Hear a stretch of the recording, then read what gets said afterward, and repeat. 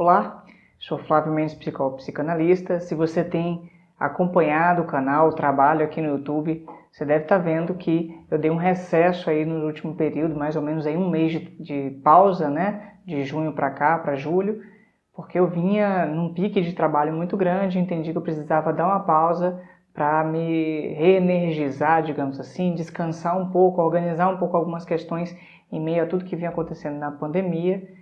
E por conta disso, agora eu já estou um pouco melhor para retornar com as atividades, né? Eu vinha fazendo aí muitos trabalhos, principalmente com o projeto Psicanálise Paralela, que é um projeto de apresentação de textos da psicanálise ou relacionados à psicanálise, portanto de fora do campo, que possam servir para a gente paralelar, né? Colocar em paralelo um conjunto de leituras para que a gente reflita, discuta, reconheça as diferenças, pense em possibilidades, etc. E agora eu estou retornando com as atividades, inclusive já estou me organizando até para fazer outras coisas, como a retomada dos cursos, né? Porque eu vim, não agora no período do canal, mas antes eu fazia cursos que eram cursos para resolver algumas questões teóricas que eu tinha, algumas dúvidas, obviamente também para conseguir ter algum ganho financeiro com isso, né? Compor um pouco melhor a renda de trabalho, junto com o consultório, que é o cargo-chefe das minhas ações. E eu decidi, a partir do ano passado, mas principalmente no começo desse ano, que foi quando eu me posicionei, fazer uma passagem desse material, que eram slides que eu dei de cursos presenciais no passado, para um material online, digital. E aí, por conta da pandemia, do trabalho, eu fui dando uma pausa com isso e agora eu retornei com essa atividade, já comecei a mexer de novo nos slides, melhorar para que possam ficar de uma forma interessante para o trabalho online, né? Que eu possa colocar a minha câmera ali no cantinho, mas que seja uma câmera num formato maior, para que eu possa entrar numa conversa mais próxima com a pessoa que está assistindo, etc. E o primeiro curso, inclusive, vai ser uma introdução à teoria e à prática do Lacan, né? Que eu acho que é um material que me interessa muito. Eu vou começar por ele, que já está, inclusive, mais fresco na cabeça. Eu estou retornando agora e aí uma pessoa me fez uma pergunta, até nos comentários, que eu achei interessante, é uma pergunta que eu também me faço eventualmente, que é como é que funciona meu estudo no Psicanálise Paralela? Como é que é isso de eu apresentar os textos? O que eu faço antes? E eu acho essa uma pergunta muito valiosa, porque se eu posso pensar melhor, assim, o Psicanálise Paralela, ele próprio, o projeto, é o meu grande método de estudo. Um método de estudo até então solitário, mas que tem outras estratégias que eu fui construindo para ele funcionar. Mas ele é o meu método de estudo. É a forma que eu consegui encontrar para eu, de certa forma, me colocar em questão no meu estudo, né? Radicalizar a forma como eu estudo. E aí eu divido o trabalho em algumas etapas, né? Eu vou falar um pouco para você ter uma noção. Primeiro é a escolha do texto, né? Que eventualmente, pelo menos ali até o episódio 25, né? Que eu fui fazendo um percurso, eu ia muito por associação. Um texto puxa o outro, um tema me lembra outro texto que eu acho interessante, eu vou fazendo esse movimento. Mas, quando chegou a partir do 25 para o 26, que foi a mudança de uma temporada para outra, eu decidi procurar textos relacionados ao caso Dora. Então, eu fui caminhando, tanto que os textos são históricos e datados, né, eles são sequenciais, melhor dizendo, um atrás do outro. Né? Eu estou chegando agora, o texto do Chaim Katz, que é o episódio 34 e 35, eu vou para o 36, que eu estou começando a estudar o material para passar, para apresentar e produzir. Ele já está em 1992, se não me engano. Estou tentando lembrar aqui, acho que 91 foi o da Sueli Zupac, e aí acho que 92 o do Chaim Katz. Não tenho certeza não, mas é mais ou menos isso. Então eu estou chegando nos anos 2000 pensando no caso Dora. Mas como é que funciona o estudo? Primeiro, a escolha do texto. Depois, eu começo a fazer um longo trabalho em cima do texto, né? A primeira etapa, de fato, de estudo é uma leitura um pouco mais rápida do texto, fazendo uma leitura, inclusive, sublinhada. Eu vou com a lapiseira, né? Vou ali sublinhando o que eu acho interessante, marcando pontos que eu estou com dúvida, palavras que eu não entendo, procuro no dicionário, deixo anotado no texto, né? Referências que eu não sei, que o autor cita, e o Chaim, por exemplo, cita muitas referências, eu vou atrás, tento procurar, escrevo ali qual é o título, os textos que ele indica, que são relacionados ao Freud, eu vou marcando qual é o volume do Freud, em que ano que esse texto foi escrito pelo Freud ou publicado, formas que eu vou encontrando de fazendo um conjunto de marcações no texto, né? Deixo, por exemplo, marcado aonde que ele faz a mudança de um tópico para outro dentro do texto, quais são os assuntos importantes para eu lembrar, etc. E também eu vou caminhando para começar a tentar relacionar um pouco com outros textos que eu apresentei no projeto. Essa é a primeira leitura. Eu faço aí, é uma leitura que para um texto de 20 páginas, eu levo cerca de 2 ou 3 horas direto para ler, né, para conseguir fazê-la. Depois dessa leitura, eu entro numa segunda leitura. Essa é uma leitura um pouco mais densa. Eu já vou agora com lápis de cor, porque eu posso marcar melhor. Eu usava marca-texto antes, mas aí o marca-texto deixa o texto muito brilhante, né? E aí eu comecei a usar o lápis de cor como uma forma de reduzindo os grifos que eu vinha fazendo do sublinhado, né? Fazendo aí como se fosse um outro método nesse processo.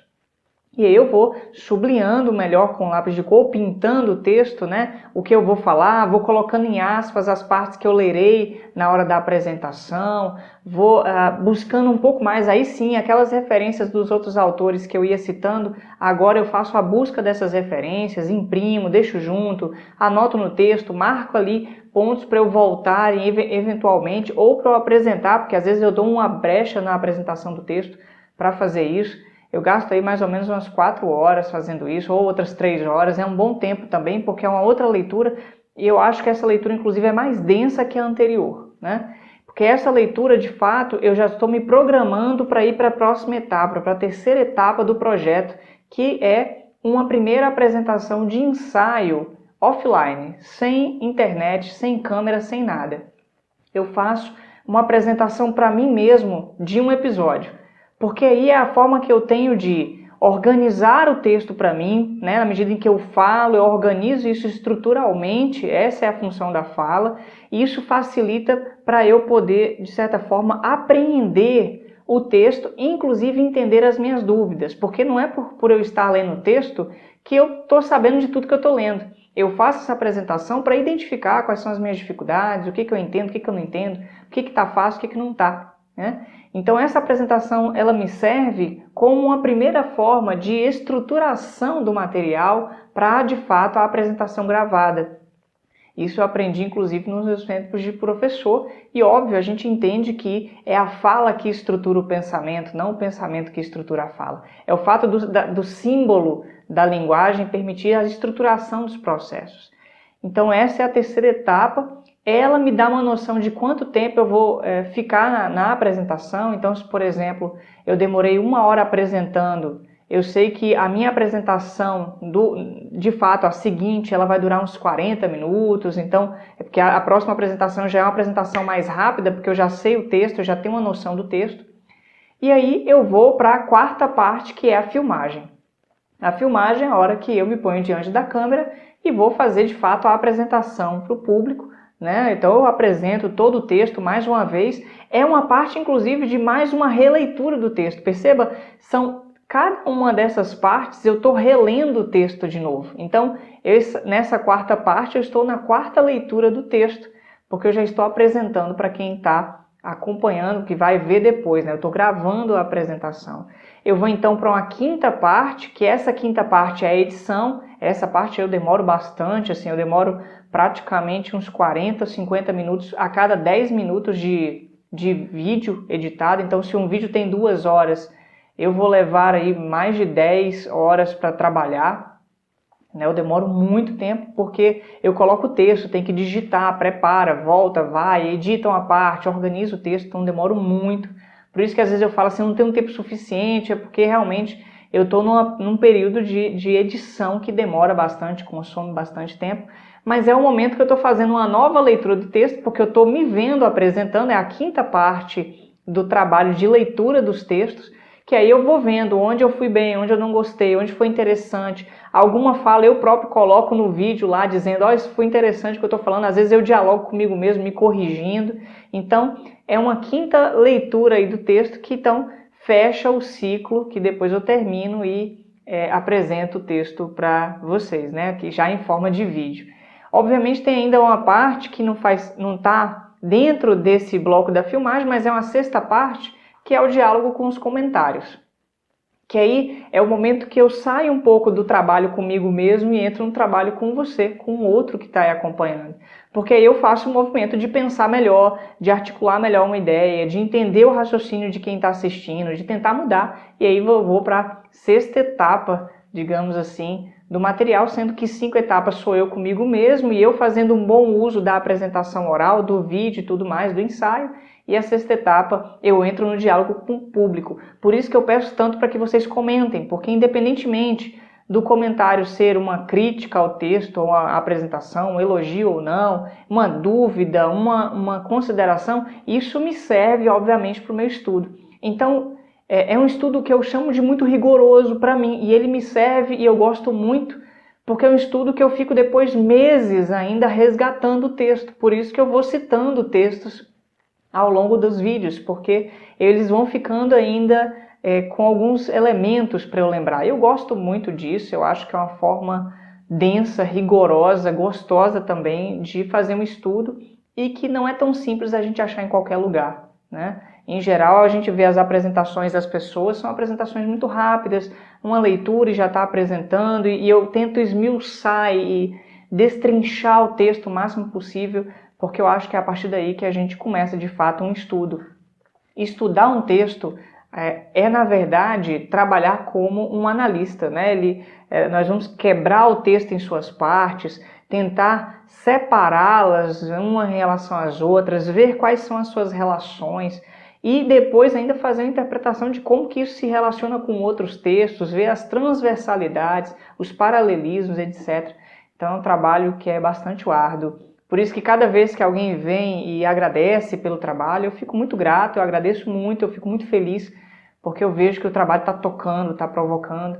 E ultimamente eu tenho visto um movimento muito bom no canal, fico muito contente por isso. A gente chegou a mais de 4.000 pessoas inscritas no canal, praticamente dobrou de um ano para o outro. E, nossa, é um número impressionante, assim, né? Não é um trabalho que me rende financeiramente, nem é esse meu intuito. Meu intuito, inclusive, é manter o Psicanálise Paralela como um projeto gratuito de transmissão do conhecimento e de estudo, porque tem um duplo movimento. Eu pretendo muito estudar com esse projeto e também passar para vocês. Basicamente, vocês estão vendo eu estudando publicamente, né? E aí se apropriando também desse estudo, espero que isso possa contribuir. Mas eu pretendo mantê-lo gratuito, porque eu acho que ele tem que sim servir para passar para todo mundo. Assim, a gente tem que estudar psicanálise e outras coisas, a gente precisa de rigor no campo. O que eu pretendo pensar em termos de ganho financeiro, aí sim, são os cursos, né? Eu faço um curso, faço outro, deixo disponíveis não no YouTube, mas numa plataforma como a Hotmart, outra, aí você vai lá, faz o curso, e aí eu tenho o meu ganho com isso, porque de fato a minha renda principal vem do trabalho com o consultório e o curso eu quero colocar como uma renda secundária, né, para ir fazendo uma organizada na vida financeira, tá? Então é isso, assim, eu espero que você esteja gostando, espero que você possa participar cada vez mais com seus comentários, suas dúvidas. Eu tenho algumas outras ideias aqui para o canal, mas o tempo, porque eu tenho o trabalho do consultório, a organização do vídeo, os estudos, também faz parte de cartéis, grupo de estudo, então isso tudo vai utilizando um pouco tempo, isso sem contar a vida familiar, a vida amorosa, a vida profissional como um todo, social, etc. E o que a gente está vivendo na pandemia, né? Que não é fácil, a gente está tendo muitas perdas, muito sofrimento, muitas dificuldades, muitos cuidados são necessários ainda. Então tudo isso faz parte da vida que eu tenho e da vida que você também deve estar vivendo, eu suponho, né? Mas eu espero que você possa participar cada vez mais do canal e que ele sirva para você criar a sua forma de estudar, pensar em estratégias para se envolver mais também com o campo da psicanálise, tá bom? A gente vai se falando, daqui uns dias eu lanço o episódio 36 do Psicanálise Paralela, que é a parte 3 do texto do Chaim Katz, né? Freud, o caso Dora e a histeria. O material está muito gostoso, a gente vai discutir sobre o trauma nessa parte do texto, tá bom? Então um abraço, até mais e até os próximos vídeos que vão aparecendo aí no canal. Tchau, tchau!